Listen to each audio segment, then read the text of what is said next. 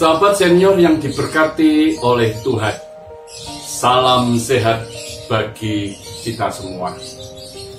Senang sekali saya berjumpa dengan sahabat senior teristimewa di renungan kita Jendela Hati.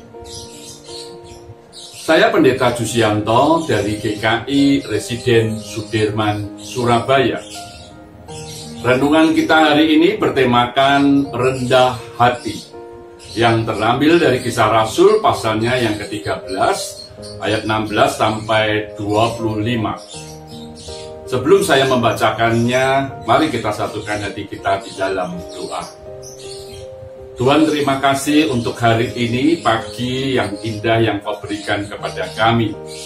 Biarlah kami senantiasa memuliakan nama-Mu untuk kehidupan yang Engkau berikan kepada kami. Terima kasih Tuhan, kalau kami boleh merenungkan kebenaran firman-Mu. Di dalam nama Tuhan Yesus kami semua berdoa. Amin. Kisah Rasul 13 ayatnya yang ke-16 sampai 25. Begini bunyi firman Tuhan. Lalu bangkitlah Paulus. Ia memberi isyarat dengan tangannya lalu berkata, "Hai orang-orang Israel dan kamu yang takut akan Allah, dengarkanlah. Allah umat Israel ini telah memilih nenek moyang kita dan membuat umat itu menjadi besar ketika mereka tinggal di Mesir sebagai orang-orang asing. Dengan tangannya yang teracung, Ia telah memimpin mereka keluar dari negeri itu.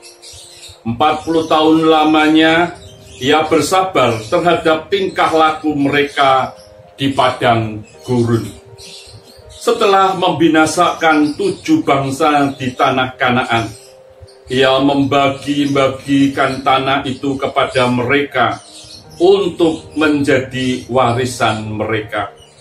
Selama kira-kira 450 tahun, sesudah itu Ia memberikan mereka hakim-hakim sampai pada zaman Nabi Samuel. Kemudian mereka meminta seorang raja, dan Allah memberikan kepada mereka Saul, anak Kis dari suku Benyamin, 40 tahun lamanya. Setelah menyingkirkan Saul, Allah mengangkat Daud menjadi raja mereka. Tentang Daud, Allah telah bersaksi, "Aku telah mendapat Daud, anak Isai, seorang yang berkenan di hatiku, dan yang akan melakukan segala kehendakku, sesuai dengan yang telah dijanjikannya dari keturunannya. Allah telah mendatangkan juru selamat bagi orang Israel, yaitu Yesus."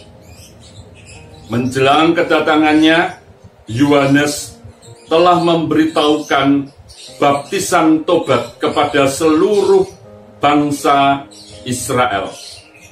Kemudian Yohanes hampir selesai menunaikan tugasnya. Ia berkata, "Sangkamu, aku ini siapa? Aku bukan dia.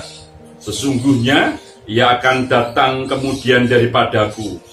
Membuka tali kasut kakinya pun aku tidak layak." Sampai demikian jauh pembacaan firman Tuhan. Opa Anton dengan berapi-api dia menceritakan pengalamannya ketika ia masih bekerja di kantor. Ia punya seorang rekan kerja yang bernama Wawan. Bagi Opa Anton itu sangat menyebalkan sekali, karena beberapa kali Wawan ini telah menjatuhkan nama baiknya. Bahkan pekerjaan Opa Anton diakui sebagai pekerjaannya. Seolah-olah Opa Anton itu adalah orang yang malas dan lambat menyelesaikan pekerjaannya. Hal ini terjadi berkali-kali Sehingga Wawan ini benar-benar sangat menjengkelkan, suka mencari muka, suka mencari nama, bahkan mencari bagaimana dia dapat pujian, meninggikan dirinya, dan segala sesuatu dilakukan oleh Wawan.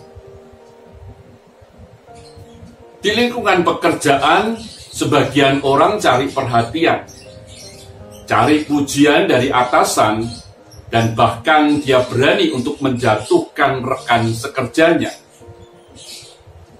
Bukan hanya di tempat kerja saja, melainkan di tengah masyarakat, banyak orang yang juga mencari kesempatan untuk membesarkan dirinya sendiri, mencari nama dan menjatuhkan orang lain.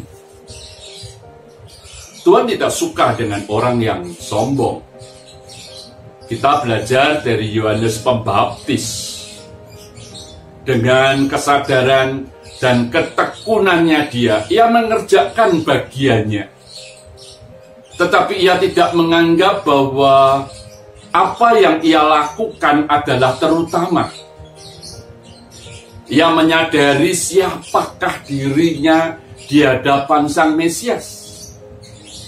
Ada sebagian orang cenderung untuk menganggap dirinya paling hebat ketika ia mengerjakan banyak hal, termasuk juga di dalam pelayanan. Mari kita belajar rendah hati, teristimewa di hadapan Tuhan. Jangan mencuri kemuliaan Tuhan, dan biarlah kita mengerjakan semuanya itu untuk kemuliaan Tuhan. Amin. Mari kita berdoa. Tuhan, kami berterima kasih kalau Engkau boleh mengajarkan kami untuk rendah hati. Rendah hati baik di dalam pekerjaan atau bahkan di dalam pelayanan kami. Terpujilah nama-Mu ya Tuhan. Di dalam nama Tuhan Yesus kami semua berdoa. Amin. Sampai demikian renungan kita hari ini, dan jangan lupa subscribe, like, dan bagikan kepada orang lain. Tuhan Yesus memberkati.